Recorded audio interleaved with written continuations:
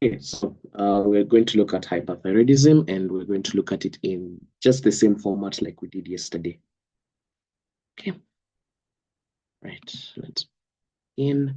We're going to look at the checkpoints in terms of definition, etiology, pathophysiology, clinical features. There would be diagnostics, management, differentials. Uh, as usual, we'll do an example of a history and then a Viva question just to test your memory.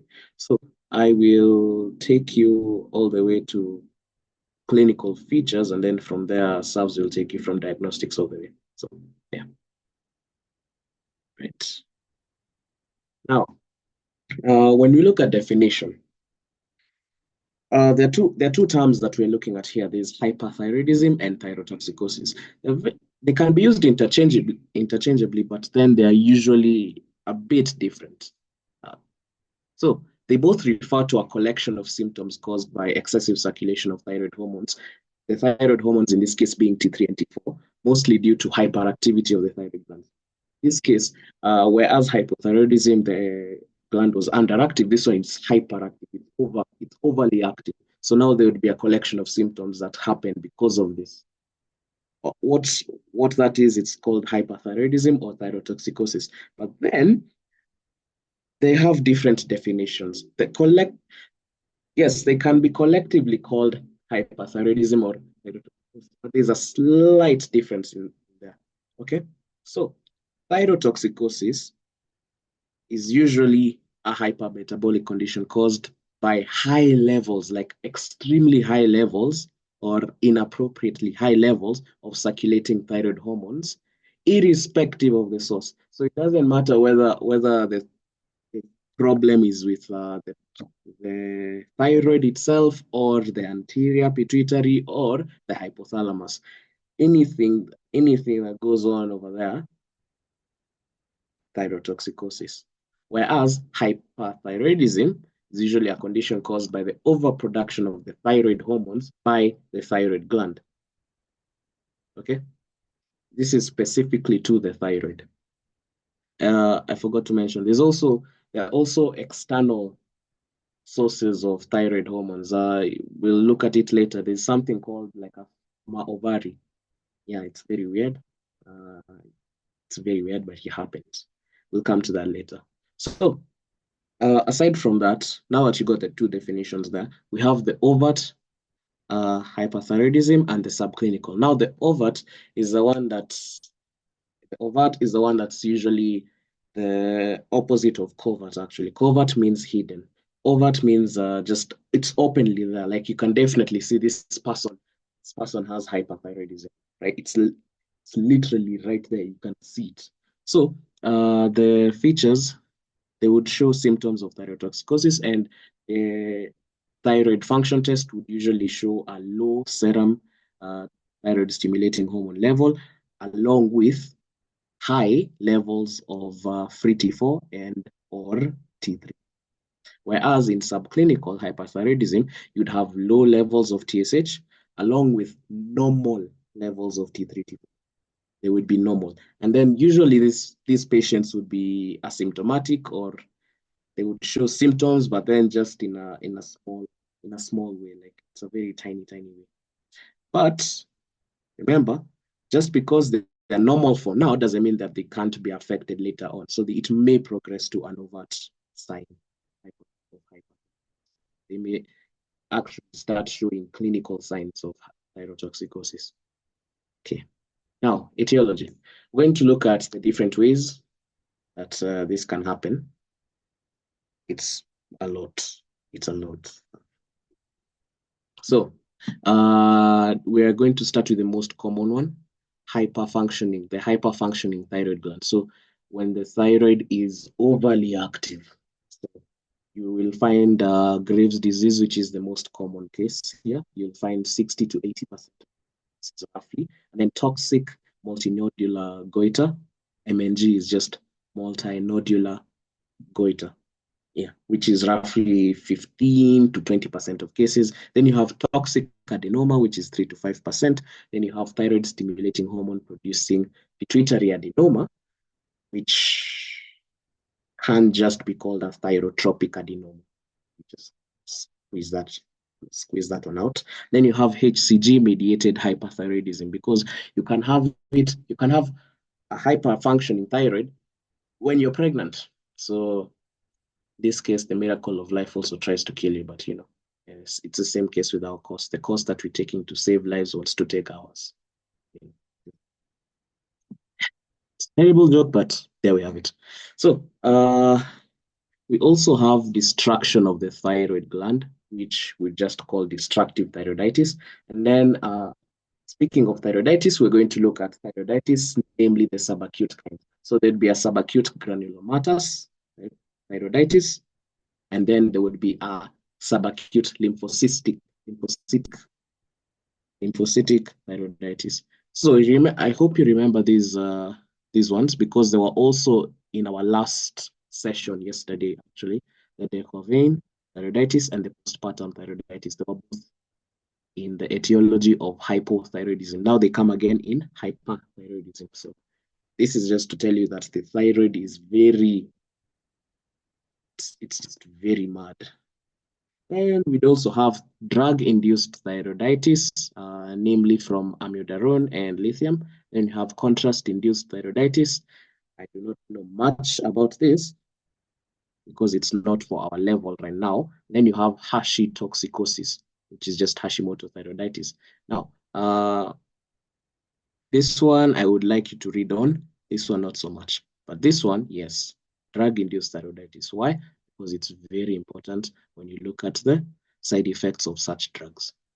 Okay, now you can also have exogenous thyrotoxicosis and then ectopic. Ectopic meaning outside of the thyroid, outside, way out.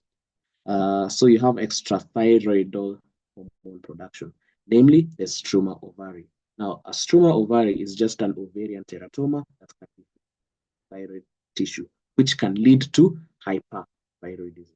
Because now you have an extra source of T3, T4 that should not have been there in the first place. Okay. Now, we're in the pathophysiology. We did this yesterday, so now this one's just like a refresh course. The hypothalamus, anterior pituitary, and the thyroid axis. See how it flows down all the way. Hypothalamus, anterior pituitary, and then the thyroid. So in this case, now we're just going to move back in reverse. Because last time we talked about what happens when it's too low. Now we're going to talk about what happens when it's too high. Now, what if the thyroid is hyperactive? That means there's a lot of T3 and T4, definitely. So now this brings us back to a feedback mechanism where the body now feels that there's too much T3, T4, so we don't really need the TSH anymore. Like the TSH will go low because there's too much of this. There's no need to stimulate to produce more. So the TSH will be shut down. TSH production will be shut down. Okay, but that's primary hyperthyroidism.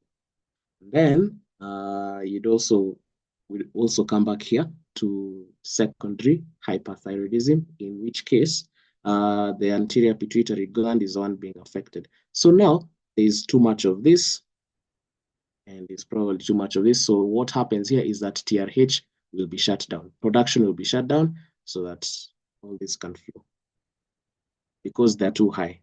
Right now, all of these are too high. So that's secondary. But we'll come to that later on. Because this one's actually thyrotropic adenoma is just really secondary hyperthyroidism. Because the adenoma here is affecting the pituitary gland. So that anterior pituitary gland is compromised in this case. Now, other causes of thyrotoxicosis would be an excessive intake or ectopic production of thyroid hormone, which would lead to increased levels of circulating T3 and T4. That would lead to a compensatory decrease of TSH. Once again, same logic as this. If there's too much of T3, T4, and the thyroid, now the body will think that you don't need to stimulate the thyroid anymore, so TSH production goes down. There. Right. Now, the trigger in this case would be either an inflammation of the thyroid gland, which would lead to cellular damage and destruction. Remember this, destruction of the thyroid, which would lead to an inappropriate release of T3, T4. So now, because they're being now, I don't know if you've okay, and I shouldn't do this before this. Then, if you have cellular damage and destruction, it's usually because you're overusing it, you're overworking it. So the inflammation here is like you're overworking the thyroid gland, and then now it becomes too much that it now starts degenerating by itself because of overuse. Now, in overuse, you'd have definitely, if you're overworking an organ that's supposed to be releasing this, so it's definitely going to release more of this. So you're going to have an inappropriate release of it, which is going to be extremely high when it's not supposed to be high. It's just supposed to be a euthyroidism case, but nothing happened like that in this case. So we're going to look at clinical features, in which case we're going to look at the general, the skin, the neuro, psychiatric, the matters relating to the reproductive system, and so much more. Okay. Now, we're going to do general first, where we'd talk about the common ones that you can find, like heat intolerance, excessive sweating because of increased cutaneous blood flow. There would be weight loss. This will happen despite your increased appetite, like you're eating a lot more. However, you're still losing weight. So this is because of your increased metabolic rate. So the appetite will be increased because you have to adapt to your increased metabolism. However, you're also losing weight because increased metabolism. Yeah. Then you also have frequent bowel movements. So you'd have your intestines now, instead of being hypomotile, like in hypothyroidism, where you'd actually have constipation, here you're going to have frequent bowel movements. You're going to be going to the toilet a lot, just because your intestines are now like they're getting some exercise. They're like, oh, we need to relieve more. We need to relieve more. Hey, so you're over there going to relieve more you're going to use a lot of toilet paper. In such a case, you'd actually find that your toilet paper and your water bills are going high because all you're doing now is just you eat, you go to the toilet, then you wash your hands, eat, go to the toilet, wash your hands. So your utilities, your utility bills will be high. So that's also something to think about. You'd also have weakness and fatigue. Yeah, so some symptoms in hyperthyroidism actually mirror those in hypothyroidism, which we'll come to shortly. So in the skin, you'd have an infiltrative dermopathy, especially in the pretibial area, which we call pretibial myxedema. Then we have onychi- onycholysis, which would just be an early manifestation. You'd have thickened nails, as shown here. The onycho is just for nails. You'd have thickened nails with white discoloration, and then your nail plate will be separated from the nail bed. Then this one usually happens in the fourth fingers, but it can also happen anywhere in the nails. So it can happen even on the toenail. Then you have thyroid acropathy, which is just nail clubbing. This one is typically seen in Graves' disease, the advanced Graves' disease. Graves' disease is actually the form of hyperthyroidism where your eyes start bulging out. So how many have watched Lord of the Rings? There's this tiny fellow called Gollum. The guy who starts saying, my precious ring.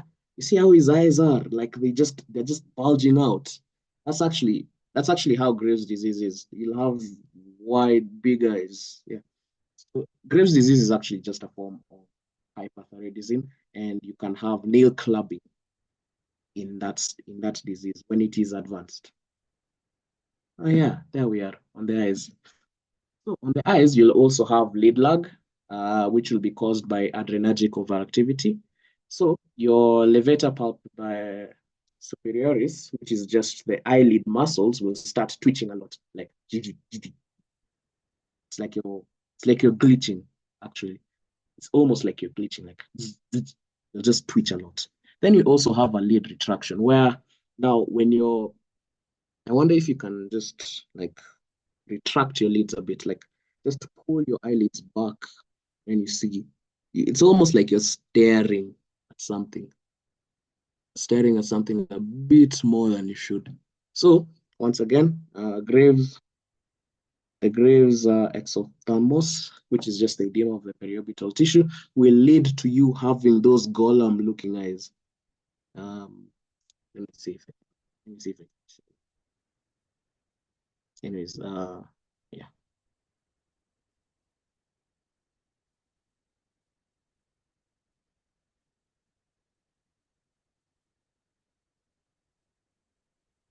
Do I have that? Nope. Okay. You'll just permit me to come back to that later on. Okay, so you'd also have goiter.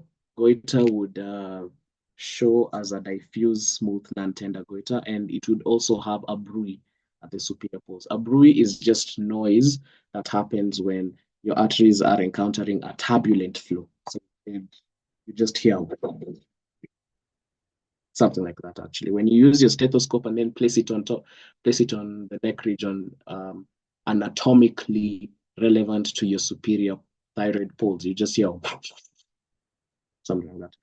And you can also actually see it in subacute thyroiditis, toxic adenoma, and then toxic multinodal goiter. Yeah.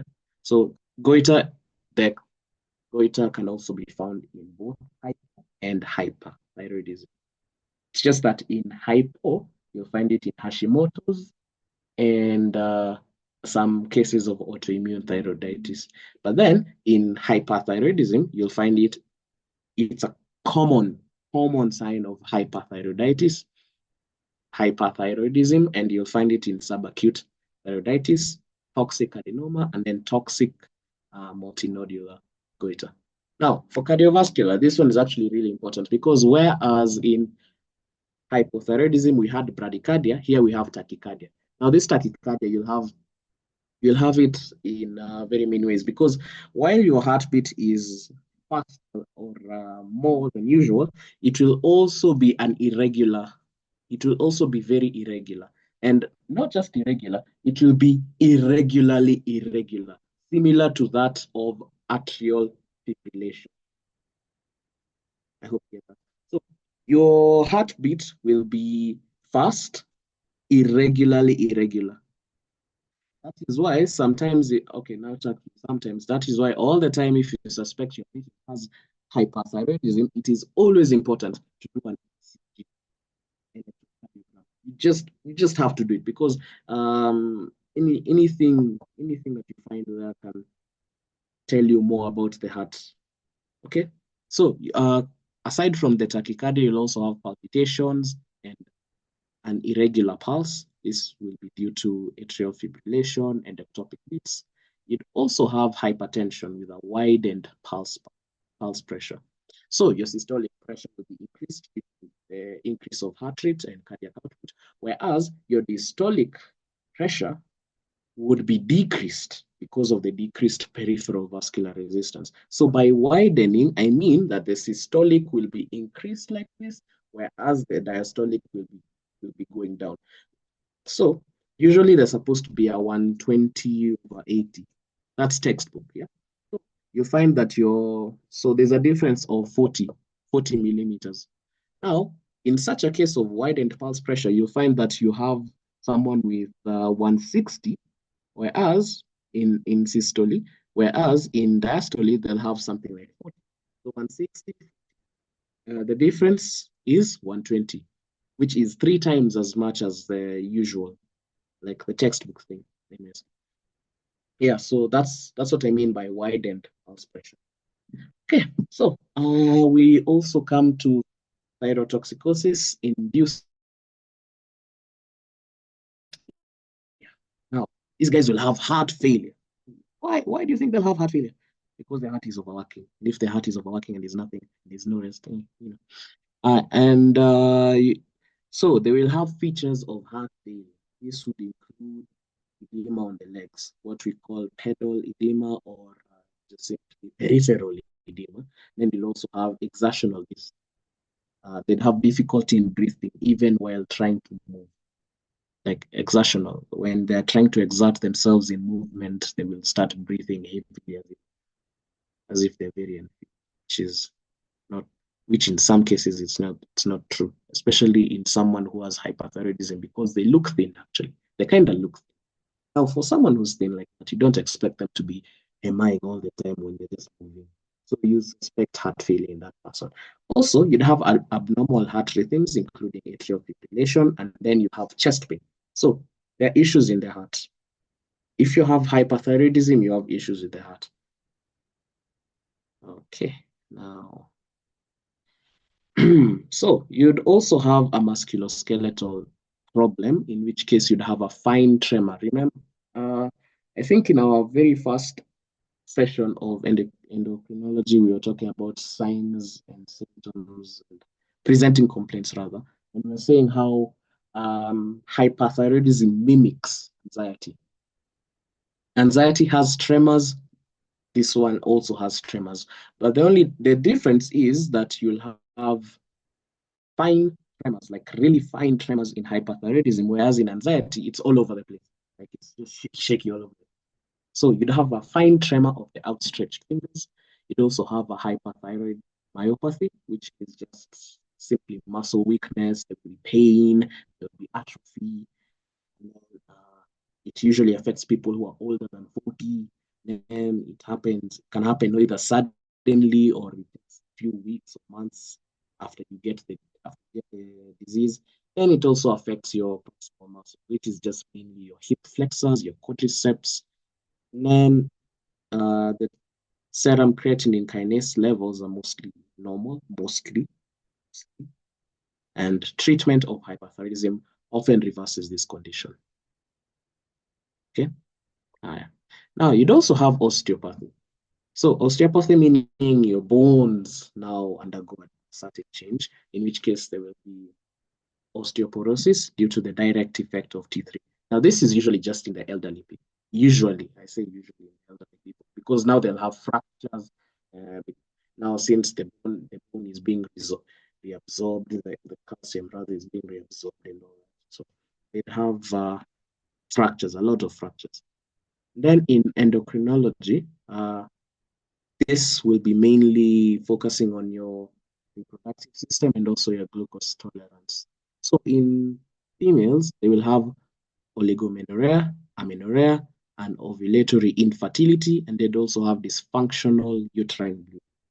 Whereas in males, they would suddenly they would suddenly experience gynecomastia, increased libido, infertility, so for males, it's not really that complex because it's the same thing as what we have hypothyroidism, where we just said decreased libido, infertility, and erectile dysfunction, which is the same thing. Here is where it's a bit different. If you can remember what we talked about yesterday. So your glucose tolerance will also be affected, in which case you'll have an impaired insulin secretion and also decreased insulin sensitivity. So uh, answer me this. Are you likely to have diabetes or not? If you have decreased insulin sensitivity and impaired insulin secretion, are you likely to get diabetes or not?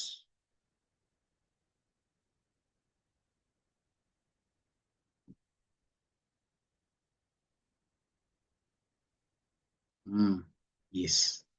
Very nice. Very nice. Yes. Yes. Yes. Nice. So you are likely to get you're likely to get diabetes. Lovely. Okay. Mm, now this is the last slide on clinical features, which we are going to talk about the neuropsychiatric system. Now, remember what I said about anxiety mirroring hyperthyroidism because of many things that happen. So we'll have anxiety. Uh, This is the clinical psychiatric anxiety, the one that you can read from in DSM-5. Those ones. It's also a differential. Actually, anxiety is a differential of hyperthyroidism. Just like depression was a was a differential of hypothyroidism. And then you'd also have emotional instability, where you'd have mood swings all over the place. Wow. Wow. You just move from A to B in like 10 seconds or even less. Then you'd also have depression. Depression, it's just mainly because of, you don't know what's going on with your body. So now you're like, what the hell?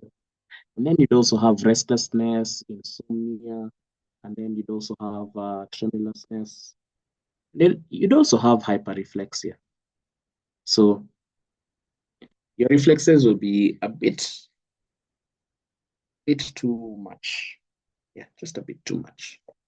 So here is a diagram of the differences between the clinical features of hypothyroidism and hyperthyroidism. In each case, you'll see that some of them are actually the same, like hair loss, goiter, goiter, and 7, depression and mood swings. Yeah, irregular menstrual periods. Like some of these things are the same. It's only that the rest are specific to hypo and hyperthyroidism. Yes. And I think from there, I will leave it to the able Savimbi.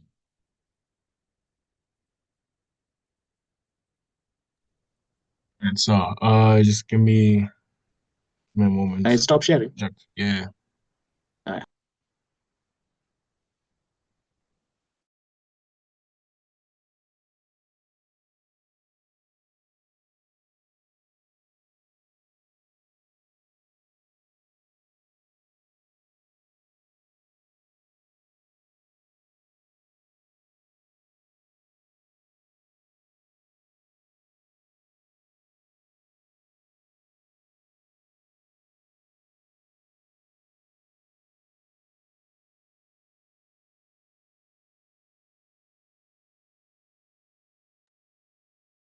Okay. So we've got like various diagnostic approaches when it comes to diagnosing hyperthyroidism.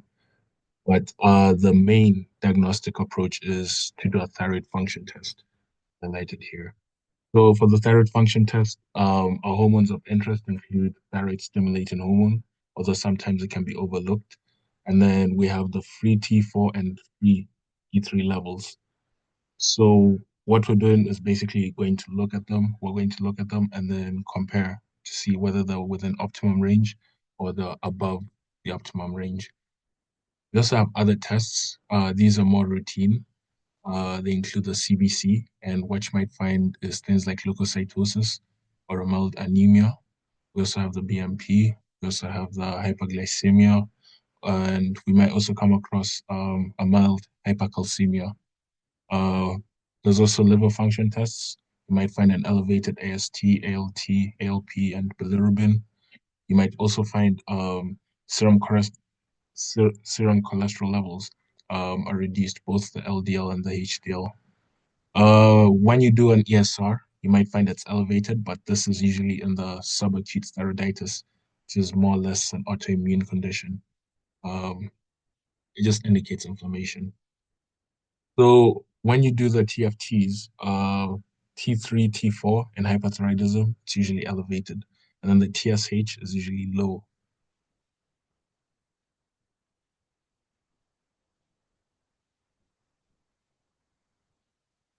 So here we have a table that summarizes everything. We have various conditions: euthyroidism, which is just a normal thyroid. We have primary hypothyroidism. So primary suggests that the main problem is the main apparatus, the thyroid. So the problem is in the thyroid. And in hypothyroidism, basically the thyroid levels, the T3 and T4 levels will be low. So here it shows low T4 and T3 levels.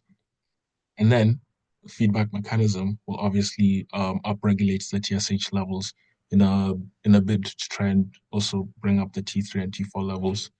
And then we have secondary hypothyroidism. So the problem is not in the thyroid, probably before the thyroid, uh, the anterior pituitary gland. And then here we'll see things like low TSH. So this is a hormone that's produced by the anterior pituitary gland. So that's going to be low. And as a result, T3 and T4 will also be low, the hormones that are produced by the thyroid. And then we also have things like primary hyperthyroidism. So the pathology is in the thyroid, and T3 and T4 is elevated. So would expect a low TSH. And as you can see here, it's a low TSH, elevated T3 and T4 levels. And then moving on, we have subclinical hypothyroidism. So this patient might not present with any symptoms of hypothyroidism, but when you do conduct a TFT thyroid function test, you find elevated levels of TSH and more or less normal levels of T3 and T4. Same goes for subclinical hypothyroidism. Then we have something called the tertiary hypothyroidism. Now with tertiary, everything is affected in the whole circuit, from the hypothalamus to the anterior pituitary gland to the thyroid. So there's the thyroid releasing hormone. This is produced by the hypothalamus, and then it stimulates the anterior pituitary gland to produce the thyroid stimulating hormone, which is here. And then the thyroid stimulating hormone stimulates the thyroid to produce free T3 and T4 levels. So in tertiary hypothyroidism, all these, from the TRH to the TSH to the free T4 and the free T3, all of them are low. And these extra arrows indicates that they might be markedly low. We have the tertiary hyperthyroidism. So everything from the TRH, TSH, T4, T3, it's elevated markedly, as you can see by these extra arrows. So down here we have, it's more like a map, just illustrates the process by which T3 and T4 are produced. The hypothalamus, which produces TRH, stimulates anterior pituitary gland, produce TSH, which stimulates the thyroid to produce T3 and T4.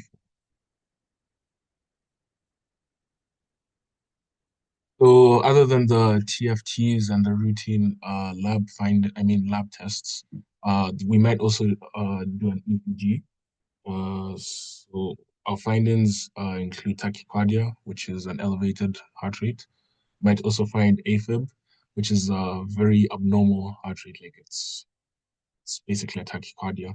Then also in the ECG, we might find a left bundle branch block. There's a distinct pattern produces on an ECG. So I'd ask you guys to go look at it. And this left bundle branch block usually indicates things like cardiomyopathy, hypertension, and other various pathologies related to the heart. So other things you can also try include TSH receptor antibody tests. So this is more what is it? It's more useful if you suspect Graves' disease. Because in Graves, what is it? The TSH receptors have been attacked by autoantibodies. So you might want to conduct this test, confirm whether it's a Graves' disease. You could also do a nuclear medicine thyroid scan and radioactive iodine uptake measurements. So this is if you do suspect a malignancy, that malignancy will take up this radioactive iodine. And then when you do a scan, you'll probably see the radioactive iodine in places it's not supposed to be. You could also do a thyroid ultrasound with a Doppler. So you might find nodules or something like that. So this is also helpful if you do suspect malignancy of the thyroid, because usually malignancies, they usually they usually what is it? Very vascular. So you might find increased blood flow to it. You might also find bruit if you do auscultate it. After that, you could also do an ultrasound guided FNA. So basically, you get a fine needle aspiration of the thyroid if you do find suspicious nodules. So this is like confirmatory for malignancy. You could also do serum thyroglobulin, and then you could also test for other thyroid autoantibodies, the likes of thyroid peroxidase or thyroglobulin antibodies. You do suspect an autoimmune condition. So that's just confirmatory. So under management, of course, there's a symptomatic therapy for thyrotoxicosis. Then we also have the definitive. So this is to nip it in the bud. So under symptomatic, beta blockers, things like propanolol, or atenolol, or metoprolol, or you could use what is it, calcium channel blockers like verapamil. This is to help with the serious symptoms, the palpitations, the hypertension, yeah, and those other serious symptoms one may experience. You could also prescribe antithyroid drugs. So these are the likes of methimazole, yeah, and propylthiouracil. So this usually helps, bring down the activity of what is it, hyperactive thyroid. So this is more commonly used in the first term of pregnancy, because sometimes pregnancies can have thyroid storms, which is an overactive thyroid. And then when it comes to definitive therapy, for the thyrotoxicosis, we have the radioactive iodine ablation. So you basically administer radioactive iodine, and it's supposed to kill off the excess thyroid, whatever tissue. And then you could also have a thyroidectomy, so you remove part of the thyroid. But the downside with this is also the parathyroid glands, more often than not, are taken out. So you'd also probably have to like prescribe meds to help calcium levels in check. So for the different differential diagnosis, um, hypothyroidism, one could suspect a neuropsychiatric what is it, condition. So one could just have an anxiety disorder or a panic disorder. One could have hyperadrenergic symptoms. They could be suffering from intoxication with anticholinergics, um, drugs, maybe things like cocaine, or they could be suffering from a withdrawal. They could also be suffering from things like diabetes mellitus or malignancy. They could also be suffering from things like a congestive heart failure, which is unrelated completely. So I'm sure there are more differential diagnoses you guys can think of. So we'll look at those.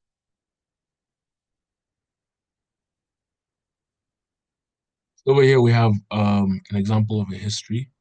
Um, this is John Mafula, a 30-year-old male who works as a software engineering, has been doing that for the 5 years, and he's been residing in Othiro for the past 5 years.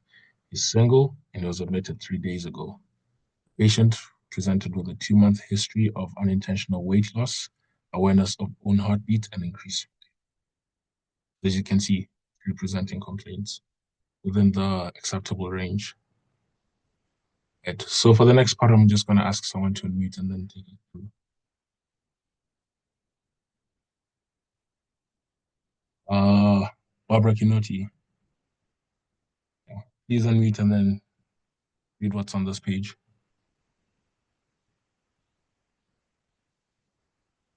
The patient was last well 2 months ago when he experienced a 2 month history of unintentional weight loss, which began gradually with an initial weight loss of 5 kilograms over the first month, followed by an additional 5 kgs in the subsequent month. Despite an increase in his caloric intake, he has been unable to regain any weight, remarking that his clothes are loose on him and he needs a belt where it was previously not needed. He denies any changes in his diet or exercise habits and could explain the weight loss, or that could explain the weight loss, and has not experienced any gastrointestinal symptoms such as nausea, vomiting, or diarrhea that might suggest malabsorption. Additionally, he reports no changes in his bowel habits. Approximately 6 weeks ago, the patient began experiencing gradual persistent palpitations, describing them as a rapid irregular heart rate that was loud but indiscernible to everyone else around him.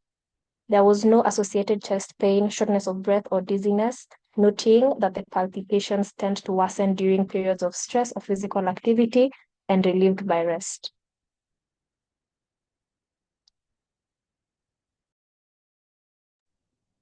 Okay, so this patient was last well 2 months ago, and then this paragraph basically goes into the unintentional weight loss, which began gradually and started with 5 kg in the first month, and then 5 kg in the month that followed. And then this weight loss has been happening despite an increase in food intake. So it's also very important you guys highlight that if you do come across such a patient. So it's important you bring that out in your history. And then this next statement gives us an idea of the extent of this weight loss also, other than, the metric measure.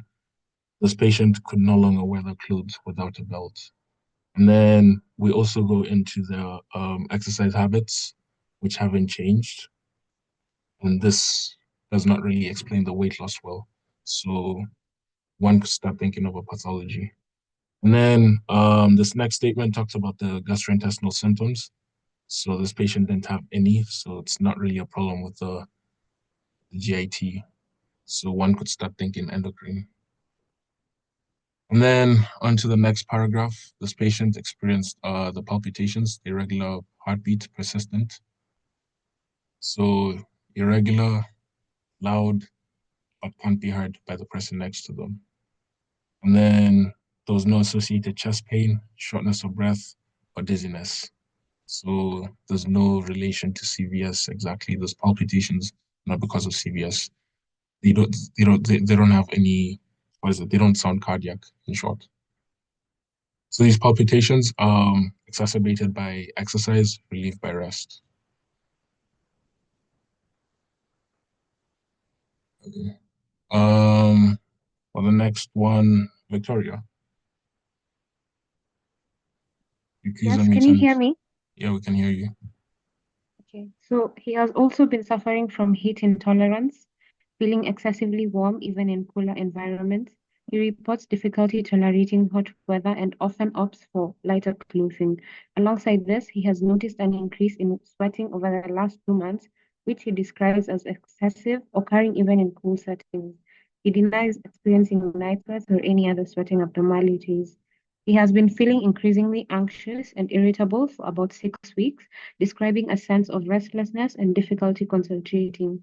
He has no prior history of anxiety or depression, but he notes that these feelings intensify during stressful situations. Additionally, he has been experiencing fine tremors in his hands for the past 4 weeks, which he describes as a shaking sensation that worsens during periods of stress or physical activity. He denies any tremors in his arms or legs. In the last 2 weeks, John has observed visual changes, specifically dryness and irritation in his eyes, although he denies any alterations in his vision, such as blurred or double vision. He also reports sleep disturbances, including difficulty falling asleep and staying asleep, which have persisted for about 6 weeks. He has no history of sleep disorders like insomnia or sleep apnea, but he notes that these disturbances are exacerbated by stress. There is a positive family history of thyroid disease, as his mother has Graves' disease. He denies any personal history of thyroid disorders and reports a family history of autoimmune diseases, including rheumatoid arthritis in his maternal aunt. He has no personal history of autoimmune disorders. Okay, thank you. So for this paragraph here, this explains the heat intolerance, which is experiencing heat even at room temperature. And then this next paragraph, this talks about the anxiety this person was feeling. Also the mood changes, the irritability, restlessness, difficulty in concentrating, how long it had been going on. And then there's also a statement that rules out any history of anxiety, depression. So it's not really psychiatric. And then additionally, there have been fine tremors for 4 weeks, yeah, which the patient describes as shaking of the hands. And then exacerbating factor being stress or physical activity, and I'd assume the relieving factor is rest. And then the next paragraph now also talks about the visual changes this person has experienced, but they're not really changes in the visual fields, more like dryness and irritation in the eyes. So this is kind of like exophthalmos. So this person also denies any blurriness, any double vision. So CVS, CNS, this isn't a CNS or CVS cause. And then trouble sleeping and staying asleep, which has persisted for about 6 weeks. No history of any sleeping disorders, so it's unlikely it's psychiatric. So up until here, this is a systemic analysis, and along with it, there are also important negatives, David included. And this next paragraph is etiologies, so the possible cause of this. So there's a positive family history with a very strong risk factor. And then there's also family history of other autoimmune conditions, rheumatoid arthritis, and his maternal aunt. though he himself doesn't have any of this. Though it's likely this family history of thyroid disease genes were passed on to him. So that's probably why he's presenting this way.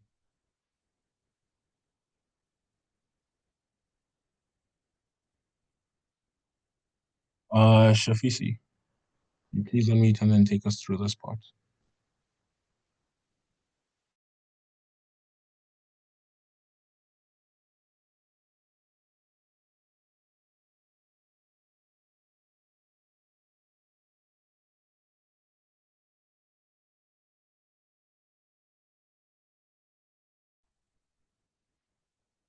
Hello, can you hear me? Yeah, we can hear you.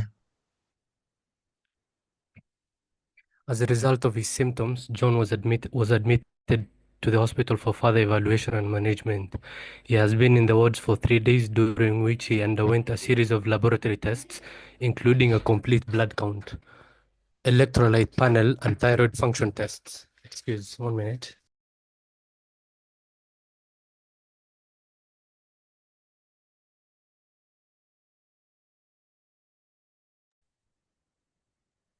Sorry for that. Where was I? During which he underwent a series of laboratory tests, including complete blood count, electrolyte panel, and thyroid function tests. The TFTs confirmed a low TSH and elevated free T4 and free T3 levels, consistent with a diagnosis of hyperthyroidism. He has been started on antithyroid medication and is being monitored for symptom improvement and potential side effects. Past medical history: no previous admissions, surgeries, or blood transfusion, no known food or drug allergies, no history of TB, hypertension, epilepsy, diabetes, or asthma, no history of psychiatric illness like anxiety, panic disorders, depression. Okay, thanks.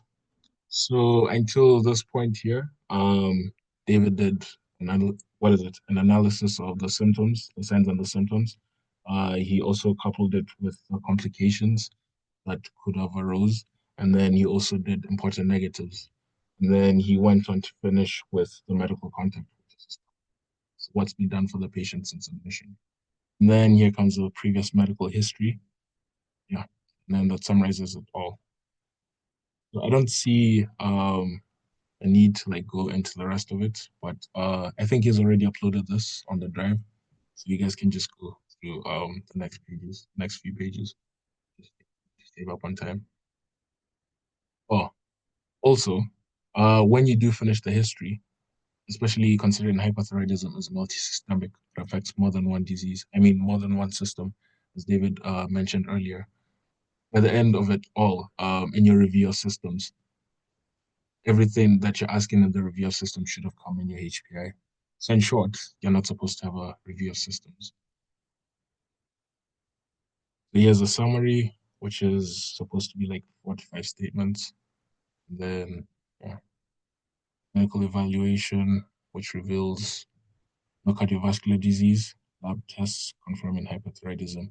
It's low TSH and elevated free T3 and T4 into the admission and monitoring for symptoms. So here we also have a case history. It's more like a Bible question, the type we encounter in end of year. So I'll ask someone else to take us through. Brenda, you please unmute and then take us through. History. A 39-year-old woman is seen in the emergency department after having fainted while exercising with her husband. She notes that despite having maintained the same exercise regimen for the past few years and increasing her caloric intake, she has lost about 6.8 kg over the past 2 months.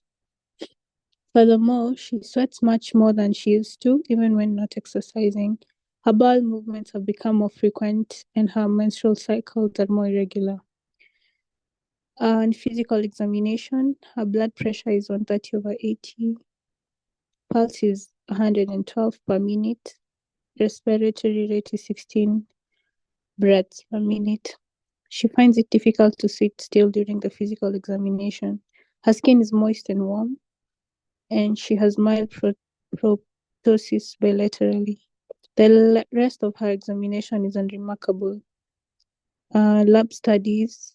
The lab tests reveal the following: a TSH is 0.5, total T3 300, total T4 25, and a TSHR antibodies are positive.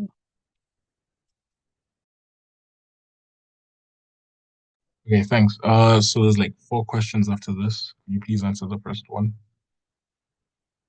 Just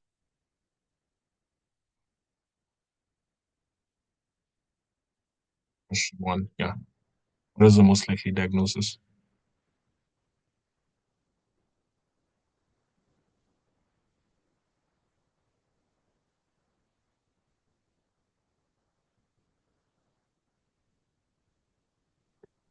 Please go back to the previous slide.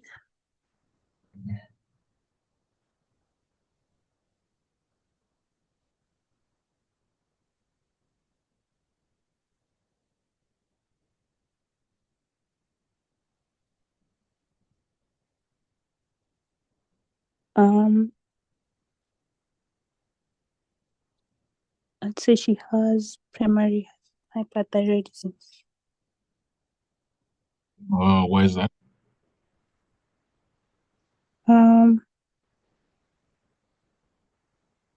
Because her TSH levels are low and her T3 and T4 are high, increased. Okay. And what about the TSH receptor antibodies? What comment would you make on that?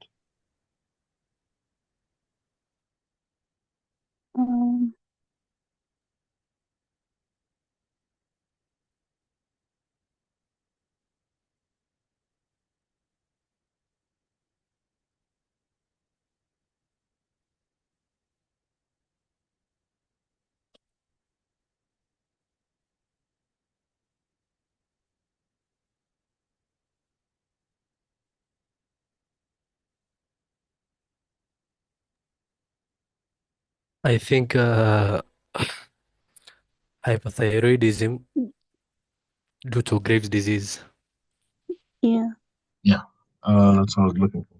So this looks like a Graves' disease because of the elevated T3, T4 levels and positive TSH receptor antibodies.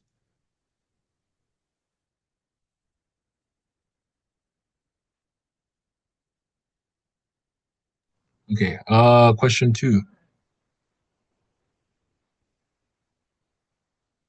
Barbara.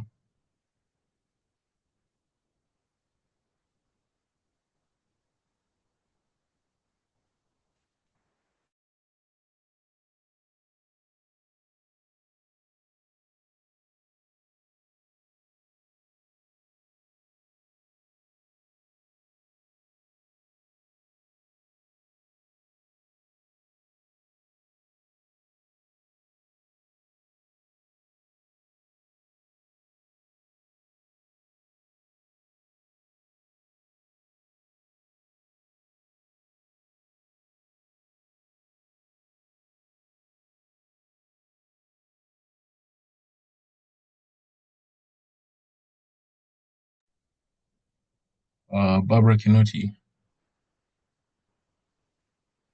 Sorry, yeah. Yeah, could you attempt question 2? What is the pathophysiology of Sorry, my bad.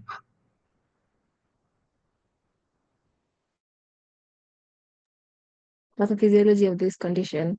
I'm going to assume it's Graves. So basically, the body produces antibodies that target the thyroid gland, causing it to the thyroid receptor, sorry, the TSH receptor antibodies, causing it to produce too much thyroid hormone, I guess. Yeah, that's it. Right. Hold on. Victoria, you raised your hand. a question, or would you like to attempt part three? I wanted to attempt number 2, but I can also do number 3 if it's okay. Yeah, it's fine. Okay. So number 3, what tests or imaging tools can be used to confirm the diagnosis? I think first you'd do a Doppler ultrasound and the nuclear medicine? Mhm. Um, What else? yes.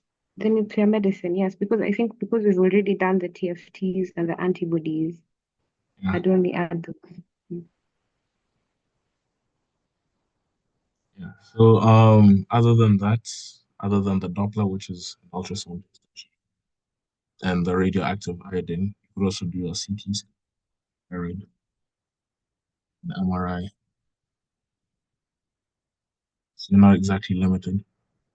Okay. Question 4, happiness. Yes. You attempt question 4. What are the treatment options in such a patient? The beta blockers, such as propranolol. Mhm.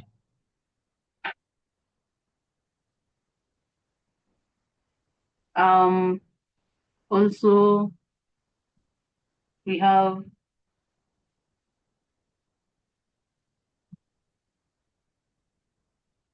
radioactive iodine.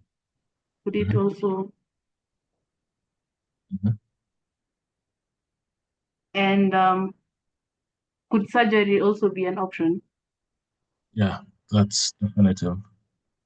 Under pharmacological, you also forgot methimazole, thiopropyl. Those help downregulate T3 and T4 release. Okay. Yeah. Anyway, thank you all for attempting those questions. You guys did well. So, I think this marks the end. Any other questions?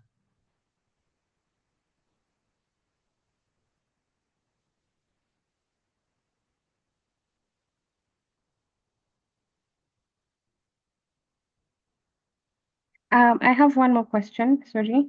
Mhm. If you're suspecting, for example, a hypo or hyperthyroidism, should your examination also include the various systems you think they'd affect?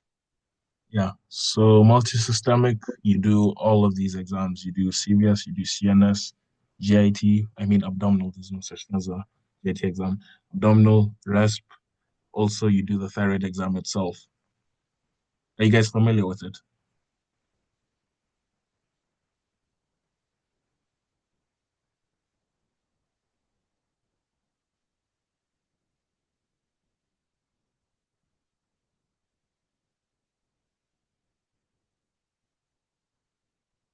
You guys familiar with the thyroid exam?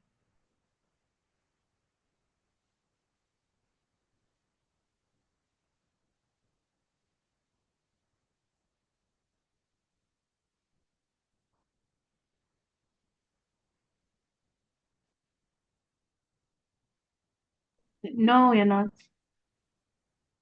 Okay. Basically, okay, the thyroid exam, it involves inspection, palpation, you percuss, and you auscultate. What you'll inspect for is the symmetry of the thyroid. You'd also check for the movements of the thyroid when one is swallowed. You'd also check for the movements of the thyroid when one protrudes their tongue. Uh, if it does move with tongue protrusion, then it's most likely a thyroglossal cyst. It's different from goiter. And then when you percuss, when you palpate, you'll be palpating for any nodules. You'll be also palpating and feel for the movement when one swallows and protrudes their tongue. Also checking to see if it moves with protrusion of the tongue, which is a thyroglossal cyst. And then you'd also be checking for lymphadenopathy, so the neighboring lymph nodes, at all the, there's enlargement of them. It could be a malignancy. You also feel for like tracheal deviation. So sometimes the mass is not symmetrical, then deviate one side. And then you could also percuss it. So this is percussing retrosternal. You're percussing the sternum. So you're trying to feel for the extent of it, whether it's invaded the mediastinum. And then once you're done with percussion, now you auscultate for the buoy, of which buoy could be indicative of a malignancy. And once you're done with that, you check for reflexes. In hyperthyroidism, there's hyperreflexia. In hypothyroidism, there's hyperreflexia. And then you also do pretibial myxedema. This involves squeezing, pressing down on the meaty part of the tibia. And then you also check for the muscle strength. So you can ask the patient to probably squat and stand up. So you're checking to see if there's whether the muscle strength is, whether it's there.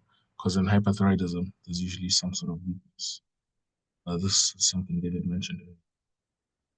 So yeah, but probably come over the weekends and then you can ask David to take you guys through. So other than that, I think we can just can end the session. Call it a night. You guys have a good night then.